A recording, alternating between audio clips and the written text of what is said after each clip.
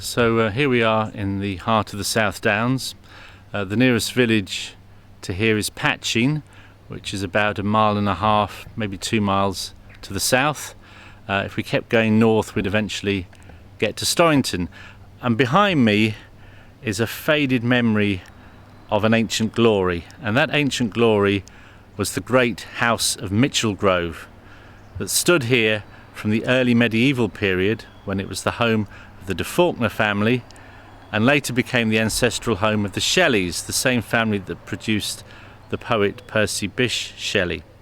Now, the Shelley family were great rivals of the Duke of Norfolk at Arundel, and their house at one point was said to be even more splendid and even more magnificent than Arundel Castle.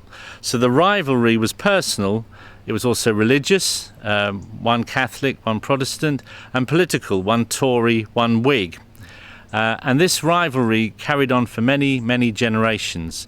Eventually, the Shelley family sold Michelgrove to the Walkers, a merchant family of Liverpool, who bankrupted themselves and then had to sell Michelgrove, and eventually it found its way into the hands of the Duke of Norfolk, who had the entire great house of Michelgrove demolished, save for this little remnant behind me. Perhaps he just kept that as a memento.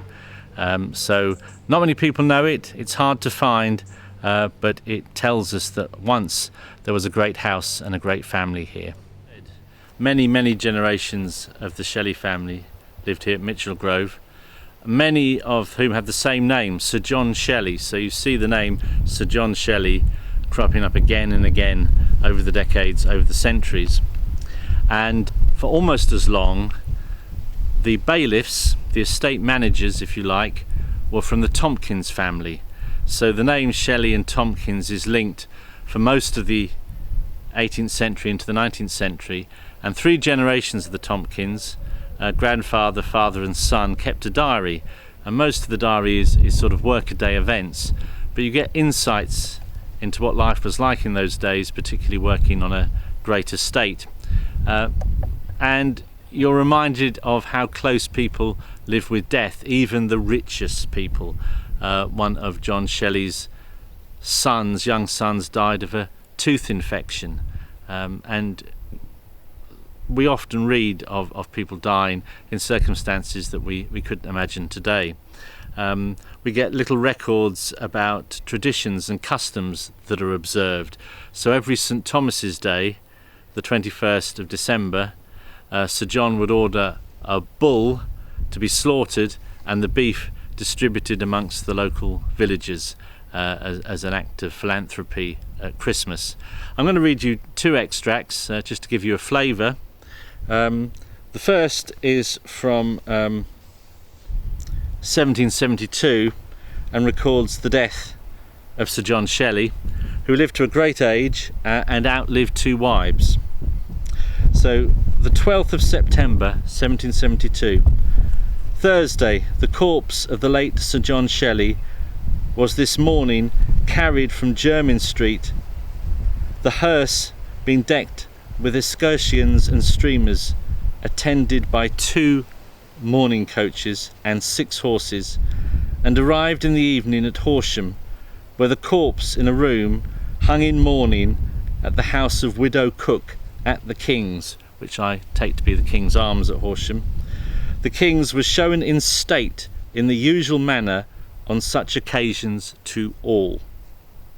The following day, the 13th of September, Friday, the late Sir John Shelley's corpse was brought from Horsham to Steyning, where his tenants met the corpse about 11 o'clock, and about 20 people, his tradesmen from Arundel, and attended the corpse on horseback, which was interred within the communion table rails west of his 2 late ladies deceased in Clapham Church.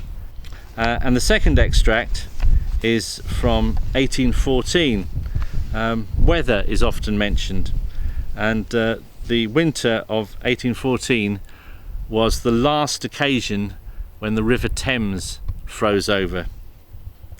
January the 10th, 1814, Monday, went to Muntham, lunch with Mr. Walker, excessive cold, the Arundel River frozen over. 24th of January, Monday, very cold.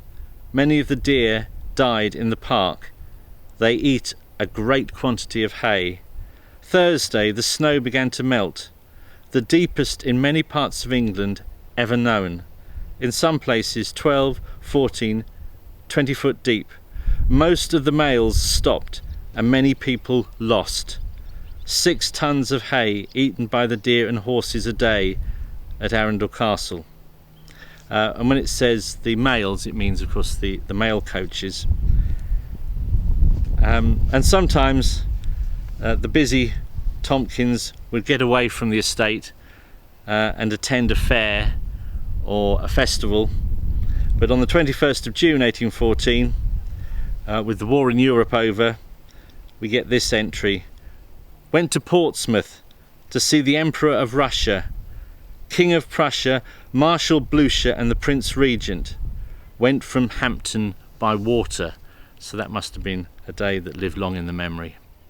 The only other part of the ancient Michelgrove estate that survives is the stable block and horse training centre, and the wall is still here behind me, enclosing a very, very large area. Now after Michelgrove came to an end, the stable block, the training area, was leased to Squire Gratwick, a local farmer, and he was famous as a horse trainer, and his horses won the Derby on 2 occasions in the mid-19th century. So the notoriety of Michelgrove then was for horse racing.